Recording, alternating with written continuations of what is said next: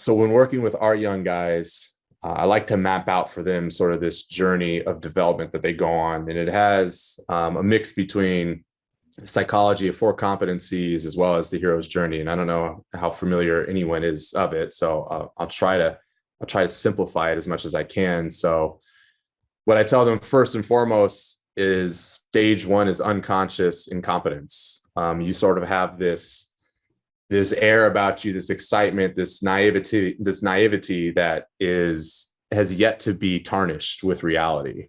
And that's a good stage that I tell our rookies because it's what got them there in the first place. Like you kind of have to have this skewed vision of what it's actually like in order for you to continue on. Because if you really kind of saw what it is early on, you might not take those steps. It's kind of like having a baby. I don't know if anyone said kids or have kids, but it's like, man, it sounds awesome and exciting. But then you get in, you're like, damn, this shit is hard. But for these young guys, it helps to bring language to it. So it's development stage one, unconscious incompetence. It's this sort of a blind competence that they have. And then they get here and they have what I call a fall, and they fall into a pit. And the pit is now conscious incompetence. So now they're aware of what they didn't know before. And usually with that, it's a huge blow of the ego because the perspective has now changed. Reality has set in. You're dealing with different relational dynamics. Your teammates in college are no longer the teammates that you have in the NBA. It's completely different. Some guys are a lot more secluded. There's a lot less uniformity here at the NBA level than there is at college. And for young guys, especially 19-year-olds, 20-year-olds, that's a huge wake-up call. This is something that they go through, that we all go through at the end of the day. If you just think about any time you've been developing at anything, you usually hit this pit stage where you don't want to necessarily continue on. You want to go back to stage one where it was all glamour and it all seemed amazing and life is romanticized. But now it's like, okay, reality is set in. What are you going to do? And by bringing that language to it, they start to have their confidence starts to wane. So if it went from blind confidence, now it goes to no confidence. And so what I try to encourage them in is like, this is a crucial, necessary part of your development, because here's where you're going to grow in competency and also your character. You don't want to get 5 years down the line with a great deal of competency, but no character to back it up, because character is ultimately what's going to cause your downfall, not necessarily the competency, although you do need to have that too. So bringing that language to them is helpful. And if they can accept that, if you can make peace with that stage, I call it making peace with the pit, you are thus able to continue on over some time period into the third stage, which is conscious competence, where you're now aware of what you're beginning to get better at. And that should be pretty self-explanatory. So you went from blind competence to no confidence. Now you have a sober confidence. And you got to have that soberness about how you're viewing yourself, how you're getting the lay of the land, and the practice over and over and over again. And then through any repetition, as we all know, if we use tying your shoe as an example, over time, you can tie your shoe while chewing bubblegum, talking to Brett, and then, maybe one hand at some point in time, because you've done it repetitive over and over and over again. And that's the same thing like in basketball, where I tell them, like, you're just going to have to give it time. And then you enter into stage 4, where you're in this flow state. You have a mature confidence now. And that's unconscious competence, where you're just kind of doing things without necessarily thinking about them. And I use the example of like Kobe Bryant and Michael Jordan, LeBron. Like, these dudes are not out there worrying about their footwork or worrying about their jump shot. They're in a completely different flow state. And that's the ultimate goal. And if you want to tie in the hero's journey to that, you need somebody beyond you, beside you, and behind you. So I encourage them to find a guide, somebody that's going to help bring it to help, and then find a teammate where they can pass along any of the information that they're given so that they relearn it themselves, but they're also helping the next generation. I'm sorry, that's a behind, but beside is when you have somebody that's kind of in the trenches with you. It's always better to go through things with a partner. So they just get done watching this video. I'd like to hear the making peace with the pit. One of the things that you said is that you can't fight your way through the pit. You have to find your way through the pit. Can you explain that? Yeah, absolutely. So it's making peace with the pit. A lot of times when we get to that second stage of development and reality has hit, I had mentioned like we become a little disillusioned. And over time, we become a bit bitter in that stage too, because it's really difficult for us to take ownership and responsibility of the things that we now have to change. So if stage one is this idealized, romanticized vision of where we want to go, stage two is when those reality comes in. And it's not necessarily that reality changed, it's just like the lenses have been shed for us as individuals when we're developing. So by making peace with it, there's first the brutal honesty that you must have about where you're at. And don't be too quick to judge it, because when you start judging things too quickly, you start to fall into another trap. But be honest about it, have a humility about it. That's where you're accepting, like, okay, like I'm in this stage right now. And then having a level of self-love and belief. You know, we mentioned earlier about hope, moving beyond that. It's where you can remember the vision that got you on the journey and into the pit, give it a bunch of time, give it some reps, and then I call it grace, but it's just really resources. And it's surrounding yourself with a community of individuals that are holding the vision for you when you can no longer hold it for yourself, because you're so caught up in the darkness, you're fumbling around in the dark before you actually start to shed light on what's going on. So, and you're around all these guys. Yeah. So how can you tell, what are some signs that someone's in the pit? They start to become secluded. You can see their body language starts to go down, their confidence, their shoulders dip over, and you can see that from far. There's a frustration factor. There's just like a lot of question asking, and you can see it on their face. And to some of our guys' credit, early on I tried to build relationships with them, try to get that relational capital up here, because I know the stage is coming. And we hope that our coaches are an outlet too, but being on the front office side, a lot of times, they don't necessarily want to go to coaches. And so I tried to be a cushion, try to have an inviting spirit about, hey, I've been through this before, I've played, this is what's coming. I'm noticing some things about you, but a lot of them have a lot of credit too of coming to me saying like, what do I got to do? What's going on? What does the team think of me? They always think it's like a role thing, and it's more like, no, like you're actually just dealing with yourself right now. Well, it's so funny because someone said that they would rather have delusion than a lack of confidence in that league. Can you talk about that? Oh yeah, no, that's well said. It's so difficult for us to change. It's like this ego gets in the way, and the story we tell ourselves about ourselves is a fixed one. It's one where, you mentioned earlier with that saying, it's a projection of how I see the world onto everyone else. And for you to come and tell me that I'm not seeing it clearly, oh, well, I'm no longer in control, and I want to be in control, and my ego wants to be separate and superior as well. So whatever it is that's taking something that's probably a deep human good and taking it to the ultimate is just not, it's not where it should be. So to change is difficult. We would sooner, become bitter, or sooner say, or scapegoat, Brett, you need to change. Like, I'm seeing this thing clearly, as opposed to doing the necessary and hard work of changing ourselves, because, taking that out of the science, like our brains are all wanting to hold on to energy. We don't want to give it away, but it takes a whole hell of a lot of energy to change in anything that we're trying to do, especially the things we care about the most. Well, and you talk about that with guys. You say that you're a mirror. How do you present that to them? Oh, as a mirror, it's asking a lot of questions. It's kind of what you do. I think it's a great self-awareness piece where, how can I ask necessary questions for them to begin to see themselves in a sober light? It's really difficult for us that are on, I guess you could say, in the leadership position, to not judge where they're at too quickly. You gotta go with a hell of a lot of questions to unearth, like, what is it they're really fighting right now? What is it that they really need in this particular moment?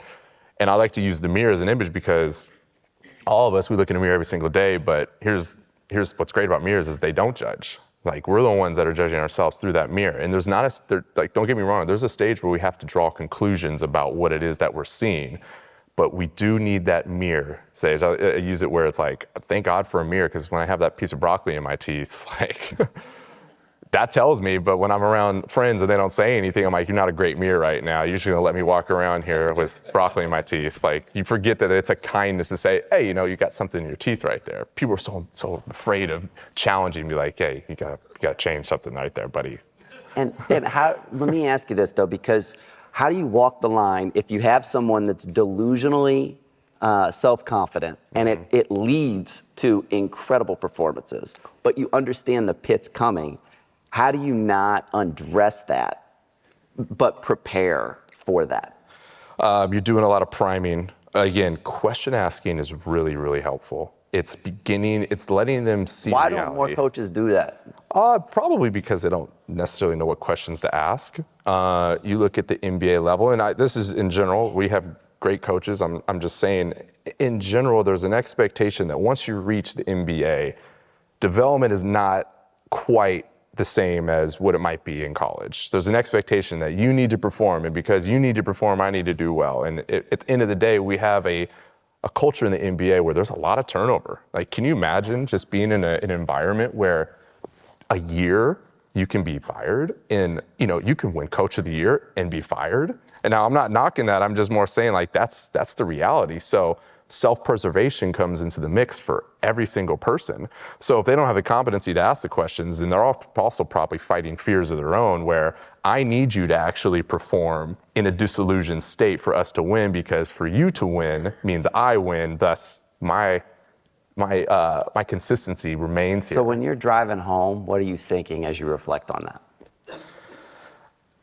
I think that at the end of the day, you've got to get to a place where your why, or what it is that you're ultimately giving yourself towards, is deeper and transcends any job space that you have.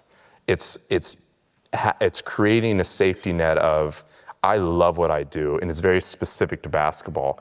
But what I deeply care about are things that I don't need to be an assistant GM, a GM, or president of a team in order to exercise. It's a very human-to-human interaction thing where you just, dress me up as a coach, as a GM, as a life coach. That's consistent to me, but I'm like, okay, like, cool. It's going to be disappointment, but back to the pit stages, like a firing or a changing is another pit stage. So can I use that as a reflective moment to get a better, clearer sense of reality in a way where I can actually grow and learn myself? That's going to prepare me for what's next, because everyone at the end of the day is going to exercise some level of faith or trust in a greater something. Like, I'm limited. I can't sit here and ask questions to myself, about myself without you here. It would be awkward for everyone. I need you here to see myself a little bit differently. So if we personify reality in a way that says, like, yeah, right now you're going to go through that. Don't become disillusioned. Don't become bitter. Learn from it. Grow from it. The next opportunity is coming. You don't know when, but it seems to happen. Like, there's so many stages, right, where we've been through life, and not to get all preachy on it here, but you've gone through this before. We just don't have a level of confidence that we can get through it again. But can you talk about, because when you went from athlete to what's next, yeah, that was a tough period for you. Oh, that was the ultimate pit stage for me. It was a combination of some relational stuff I was going through, but then on court, this weird injury had come into my life, where my hand was like curling in on itself, and I was known as a shooter in the NBA at that point in time. And if your hand's curling, it's really difficult to be a shooter in the NBA. So there was this whole fall that was occurring for me where my reality was just being changed. And it felt like it took years in that particular stage to really understand that I needed to. Why do you think it took so long? Well, because I was in disbelief. Like, how could this happen to me? Like, I had a vision of becoming an NBA player, and not just that, I want to go beyond and become an all-star, become a champion, and all these other things. And when this comes into the mix, all of that seems to be fading away. And I've attached myself to that in such a way that gives me a sense of purpose, a sense of identity, helps me be seen and appreciated and heard from others. And those are all basic human needs that we all have at the end of the day. But when that becomes threatened, it's really difficult to change. So I'm going to hold on really tight, and I become bitter, and I become angry and rigid towards everyone else, because I need to maintain control of the story that I'm living right now, but I'm not making room for others, and I'm not making room to change and pivot from that story, because of whatever reason it is, I've tied myself to that as an identity. And so many athletes do that. Oh yeah. So what did you learn from that was invaluable for you moving forward? I learned, apart from being able to see it, I learned that there was something about myself that was going to take me beyond the NBA. I fell deep into like philosophy, different faith traditions, some coaching stuff. I was just like absorbing. I'm like, wow, what I really love about all this information, apart from learning about myself, is I want to give it away too, because it's going to help you, and it's going to help you, and it's going to help you. And there was another deep sense of meaning and purpose, and I had a vision for that too. But I also think that now it's it's more sober, because having something come in that was totally unexpected, I kind of expect the unexpected now.